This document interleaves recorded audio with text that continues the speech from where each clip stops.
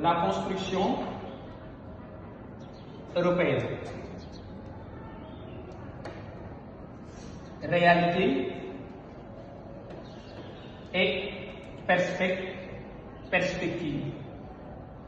Donc, on va faire aujourd'hui exploitation de documents sur l'Union européenne. Ce que l'élève doit comprendre dès l'entame de son appréciation, voilà une carte de l'Europe, c'est les élèves, une carte de l'Europe. À la suite de cette carte de l'Europe, il y a les 26 membres de l'accord Schengen et les 19 pays de la zone d'euro. Donc, on va commencer par l'élargissement de l'Union. Si vous regardez, j'ai essayé de répertorier ce schéma au tableau.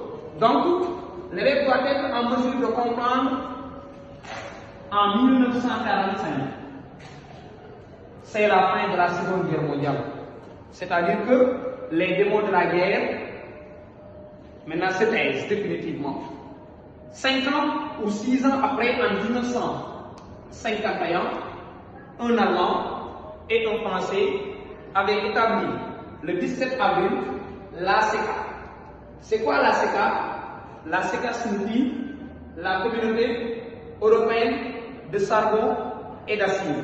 Ces 6 pays qui avaient formé l'ACK se réunissent lors des accords de Rome de 1957 pour mettre en place l'ACE. J'ai dit que l'ACK était composée de 6 pays. Ce sont ces 6 pays qui reviennent à Rome en 1957. Ces 6 pays sont l'Allemagne, que vous venez de voir, la France, suivez bien, le Luxembourg, Belgique, Pays-Bas et l'Italie. Voilà les 6 pays qui étaient membres de l'UE en 1957. L'Allemagne, France, Italie et Benelux. Benelux est composé de Belgique, Néerlande et Luxembourg. Ce sont ces 6 membres en 1957. Maintenant, ces 6 membres sont forts de leur succès. Et en 1957, lors des accords de Rome, la Communauté européenne de charbon et d'acier maintenant va devenir ce qu'on appelle la Communauté économique européenne pour mettre en place un marché unique, mais dans l'objectif de mettre en considération une Europe atomique. Donc, en 1973, on a l'Europe des Nord, avec l'intégration du Royaume-Uni, de l'Irlande et du Danemark. On a Royaume-Uni, Irlande, Danemark. Et on a l'Europe des Nord. On a l'Europe des Nord. Ensuite, qu'est-ce qu'on peut mettre en évidence? En 1981, on a l'Europe des 10, avec la venue de la Grèce. En 1986, c'est le tour des pays ibériques, comme l'Espagne et le Portugal. 86, on a l'Europe des 12. Maintenant, avec l'intégration de l'Espagne et du Portugal. Ensuite, l'évolution va continuer de CECA à la CE.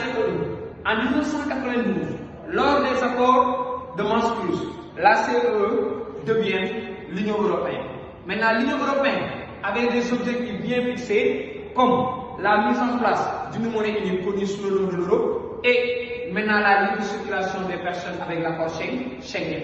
Et en 1995, 3 pays adhèrent et nous nous retrouvons avec l'Europe des 15, c'est la Finlande, la Suède et l'Autriche. Donc en 1995, maintenant nous avons Finlande, Suède et Autriche, qui portent le nom A15. Maintenant, en 2004, nous avons l'intégration de 10 membres des pays de l'Europe centrale et orientale.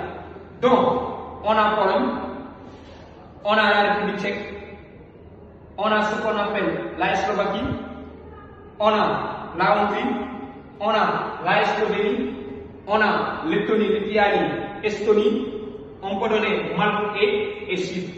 Ce sont 10 pays qui adhèrent en 2020.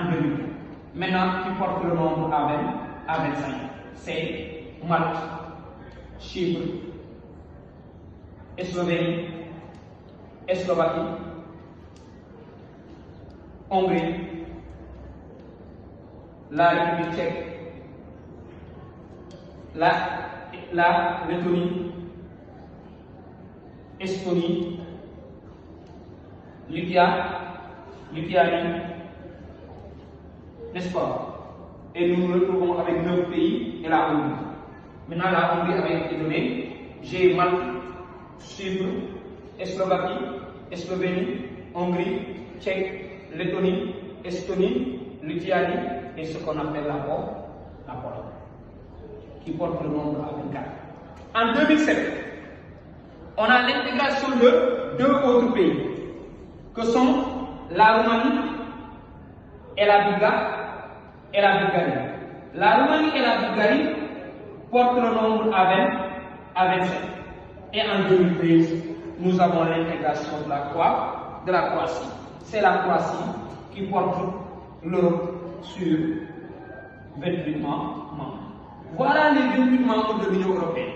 Mais en 2016, il y avait un référendum qui s'était déroulé en Angleterre avec le camp libre et le gouvernement de David Cameron. Et le camp libre a remporté ces élections avec 51,6% des voix.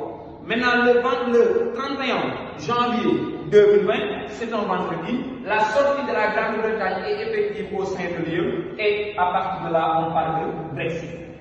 Bretagne, exact. La sortie de la Grande-Bretagne de l'Union européenne. Et cette sortie de la Grande-Bretagne baisse le PIB de l'UE, diminue sa population, parce que la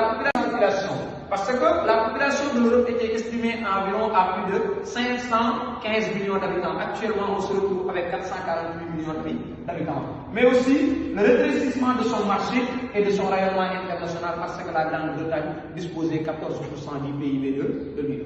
Ensuite, après avoir montré l'élargissement de l'UE, avec la création de la CECAM en 1951, ces pays, 6 pays, que sont l'Allemagne, France, Italie, Benelux, maintenant Belgique, Néerlande, Luxembourg étaient forts de leur succès. Et le 25 mars 1957, ils ont créé lors des accords de la communauté économique européenne. Maintenant, la communauté économique européenne, c'était pour créer un marché unique, mais aussi de mettre en évidence une Europe atomique. Et qu'est-ce qu'on constate en 1972? L'Europe des 6 va devenir l'Europe des 9 avec le Royaume-Uni, Irlande, Danemark. 81, c'est l'intégration du Grèce qui porte le nombre à 10. 86, c'est Espagne, Portugal. Maintenant, c'est l'Europe des 12. 95, Irlande, Suède, Autriche, c'est l'Europe des 15. 2004, Malte, Slovaquie, Slovénie, Chypre. Maintenant, comme on le dit, Chypre, République tchèque, Lettonie, Estonie, Lituanie portent le nombre à 25. En 2007, c'est l'intégration de la Roumanie et de la Bulgarie qui fait l'Europe des 27. Et en 2013, la Croatie porte le nombre à 28. Maintenant, en 2016, on a un référendum qui s'est terminé et avec la victoire du camp libre, qui permet la sortie de la Grande-Bretagne, qui est officielle le 31 janvier 2020, et l'Europe va devenir 27 membres. Après, à la suite de l'Europe des 27, vous pouvez tomber sur une carte où on vous demande les 26 pays de l'accord Schengen. Sur les 26 pays de l'accord, sur le processus d'élargissement, il faut éliminer Irlande, ne fait pas partie de l'accord Schengen. Il faut éliminer Chypre, ne fait pas partie de l'accord Schengen. Il faut éliminer la Roumanie et la Bulgarie. Ils ne font pas partie de l'accord Schengen et la Croatie. Sur 27, si on élimine 5, on se retrouve avec 22 pays de l'Union européenne. Les 22 pays de l'Union européenne qui font partie de l'accord Schengen sont l'Allemagne, France, Italie, Belgique, Néerlande, Luxembourg, Danemark, n'est-ce pas? La Grèce, l'Espagne, Portugal, Finlande, Suède, Autriche, Malte, Slovaquie, Hongrie, Slovénie, République tchèque, Lettonie, Estonie, Lituanie et Pologne. Voilà les 22 membres de l'UE qui font partie de l'accord Schengen, accompagnés de 4 non-membres de l'UE que sont Norvège, Suisse, Liechtenstein et Islande. Dans cette même perspective, vous pouvez tomber sur une carte où on vous donne les 19 pays de l'UE.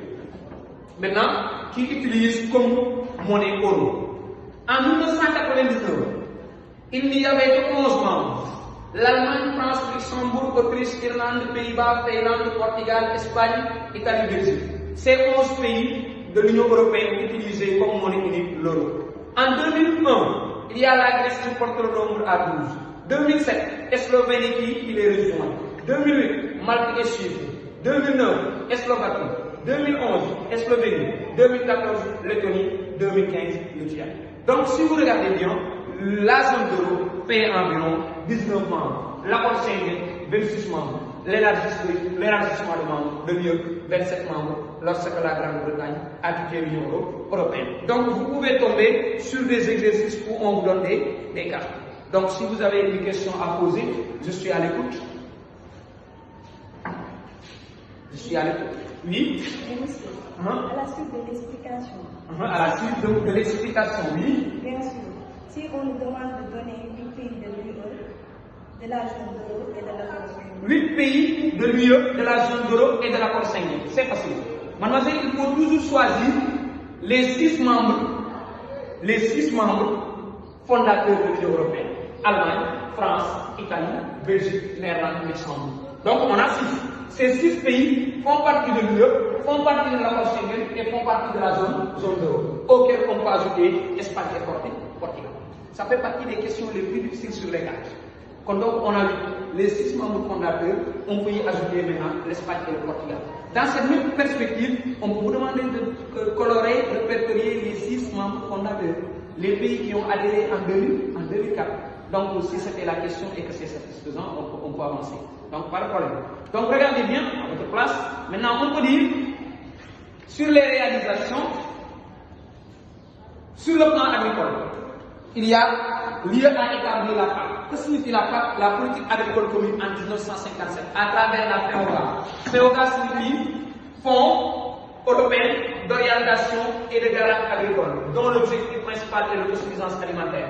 Mais on a un fonds de solidarité financière en Europe établi depuis 2013 pour aider les pays PIX.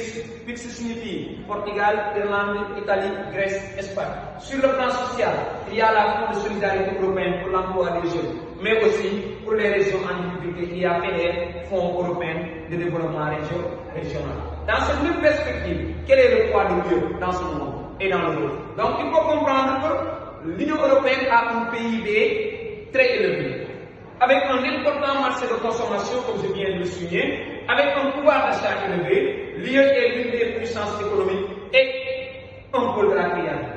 L'UE compte 3 des 8 premières puissances économiques mondiales. Mais aussi, l'UE est la première partenaire des États-Unis, comme on le dit, de la Chine, n'est-ce pas, de l'Inde, des pays OPEC, Organisation des pays exportateurs de pétrole, Mercosur et, on peut le dire, l'Afrique subsaharienne. Comme l'UE a un rôle important à jouer.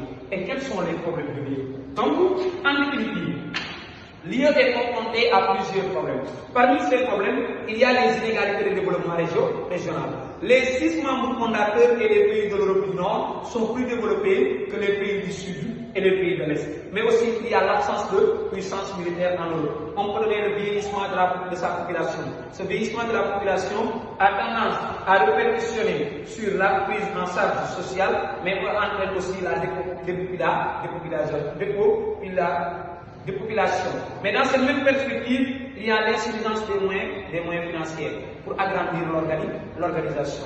Mais on peut dire qu'au sein de l'UE, il y a le phénomène de l'europhobie. L'europhobie peut être appelée des euros, mais aussi qui favorise l'immigration, permettant ainsi le Brexit. Dans cette même perspective, en Europe, on peut donner une dépendance énergétique et en matière première. On peut dire la concurrence industrielle entre les grands pays de l'UE. Donc il y a plusieurs problèmes qu'on peut souligner en Europe. Et dans cette même perspective, pour terminer, il y a les perspectives de l'UE. L'UE cherche à amoindrir la question de chômage et de l'immigration.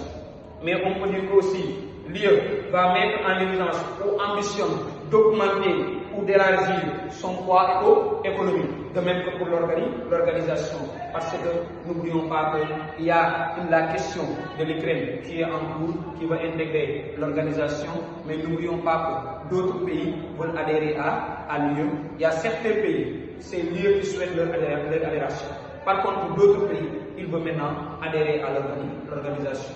Voilà de façon ramassée un exposé sur la construction de l'espace européen, réalité et perspective. Maintenant, dans les jours à venir, on va établir un exercice.